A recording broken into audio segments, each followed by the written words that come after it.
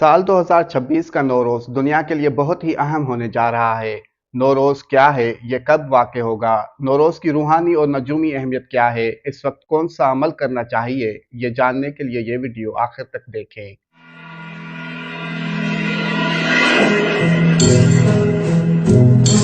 बिस्मिल्लाहिर्रहमानिर्रहीम। अल्लाहुम्मा सल्लि अला मुहम्मद व आले मुहम्मद। अस्सलामु अलैकुम व रहमतुल्लाहि व बरकातुहू। साल 2026 का नौरोज़ दुनिया के लिए कौन सी तब्दीलियां ला रहा है, उस पर बात करने से पहले हम ये जानते हैं कि नौरोज़ है क्या। नौरोज़ का मतलब है नया दिन। खालिक कायनात जल्ल शानहू ने जिस वक्त निज़ाम दुनिया का चक्कर पैदा किया और जिस नुक्ते से इस दौर की इब्तिदा हुई उसे तहवील आफ्ताब कहते हैं। यानी सूरज जब बुर्ज हमल में दाखिल होता है उसे नौरोज़ कहते हैं। सादिक आले मोहम्मद मौला इमाम जाफ़र सादिक अलैहिस्सलाम से रिवायत है कि दुनिया को नौरोज़ के दिन खल्क किया गया। उस दिन हज़रत नूह अलैहिस्सलाम की कश्ती कोहे जोदी पर ठहरी। उसी दिन हज़रत इब्राहीम अलैहिस्सलाम ने बुतों को तोड़ा।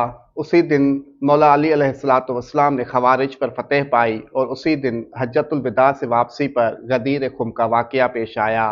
इल्म नजूम में सूरज को सितारे की हैसियत हासिल है, जिसे साद अकबर कहा जाता है, मगर उसके साथ साथ और हवालों, नज़रात, मनाजिल के हिसाब से भी मामलात देखे जाते हैं।